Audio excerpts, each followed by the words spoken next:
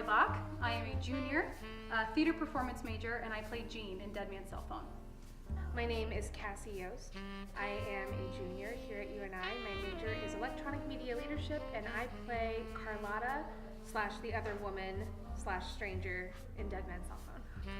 My name is Beth Hicks. I am a senior this year. I am a design and production major, and then I am co-flight choreographer in Dead Man's Cell Phone. My name is Rani Rajishka. I am a senior theater for youth major, and I am also a co-fight choreographer for Dead Man's Cell Phone.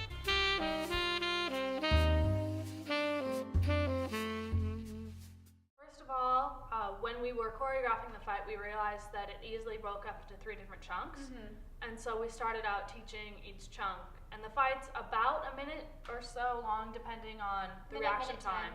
And so it was really easy to break it up into particular spots. So the first part of the fight is more of the contact masking. And so we've got different punches and things, and that's where they actually have to hide that they're not actually making contact. And then the other parts are more into floor work, if you want to call it, where they're struggling on the floor, there's kicking on the floor. And so it started out with us just showing them this is what's going to happen, and then we taught them the techniques on how to do it, and then we had them try it on their own, and once they're confident enough, we put them all together. Yeah, and a lot of it was us applying and slightly altering techniques that we have learned, because we didn't use all of the moves that we learned in stage combat, and we also used some moves that weren't necessarily taught to us, that we had to kind of adapt ourselves. And just going through the motions on our own and figuring out how our bodies should move in order to minimize impact and minimize any sort of damage that the actors would put on their bodies was very much a big part of the process. I found myself several times trying to figure out how to properly crumple over and die without hurting my knees, without hurting my arms, trying to brace myself, without doing things that might injure the actor in any way after repetition and repeating these movements over and over.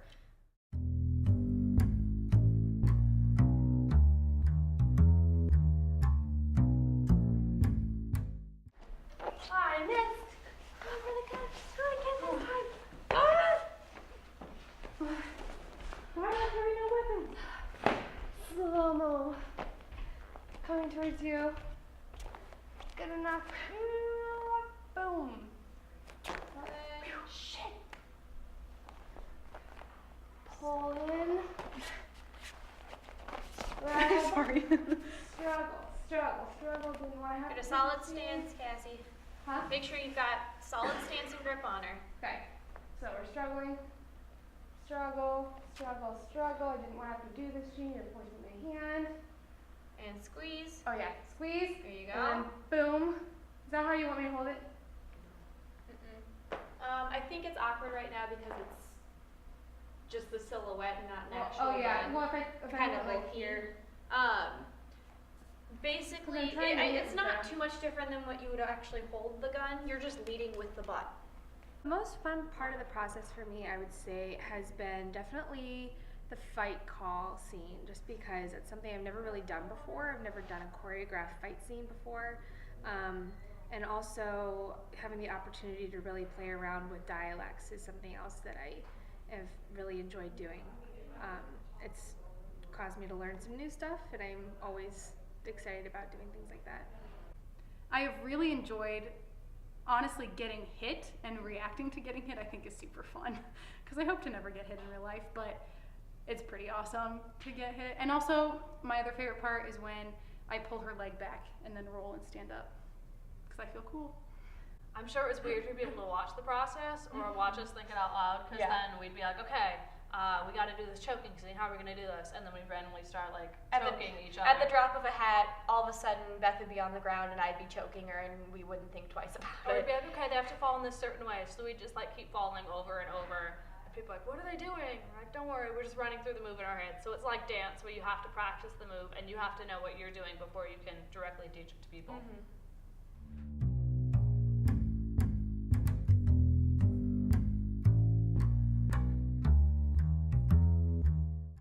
No, I'm afraid you're in over your head.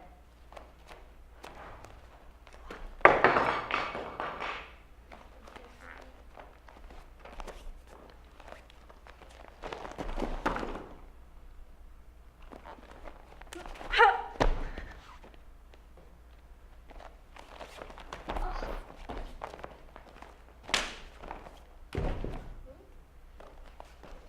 you hurt yourself? No, okay. That was fine even though you weren't on the mat? Yeah. Do we need more mats in here? No, I'll be okay. You sure? I knew I was on the edge. Yeah. Okay. If I get I have bruised like a peach. It doesn't matter what we do. I just want to make sure that you're Yeah. safe for the rehearsal. Thank you. We took a stage combat class last semester, and that really taught us hand-to-hand combat, sword combat, and also bow staff. And so what we mainly did was hand-to-hand combat, but we tried to do some punches and everything, but it's more the napping and showing them exactly where to hit the right spot so they're safe. It looks like the punch or kick actually happened, but there is no contact, so there's no bruising, because we want to make it as safe as possible, but also as realistic. Definitely making sure that the actors maintain control throughout the entire movement. We emphasized the need of actually going very slow with their movements in rehearsals.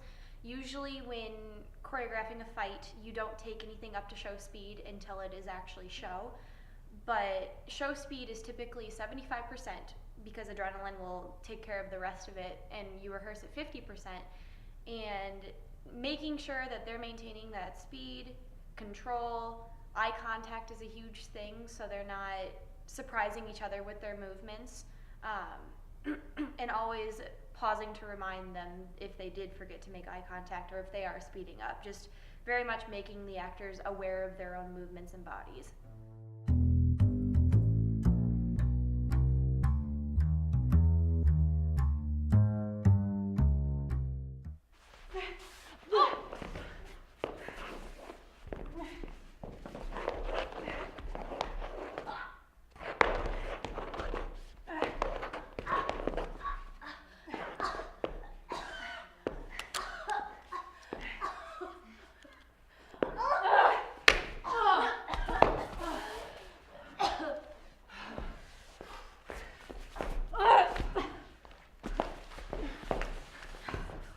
Grabbing this.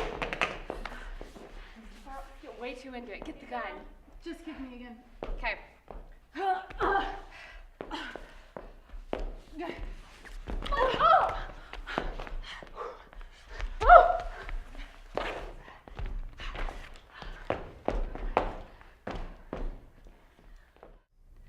The whole thing has been super interesting, and I don't know if it's challenging, but the most interesting thing that has definitely been something different has been the fight scene, for sure.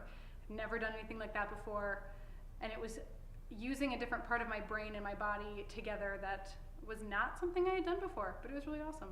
I think the most challenging part of the fight sequence for me would be pace. It's difficult to not speed up when you get really into it, and when you go really fast, you can get sloppy, and you want to be safe during the process. So that was something we really worked on a lot, was making sure that you make eye contact before you do a certain move. Like when she hits my head on her knee, I look at her first as she's coming at me, kind of to signal, hey, I know this is coming. And also vice versa, when I'm kicking her like in the stomach, there's this gut kick, that she looks up at me right before it happens, so I know that she knows that's coming. So it was stuff like that to kind of communicate non-verbally, because we can't do that during the fight. And then just making it look real. You have to practice it over and over.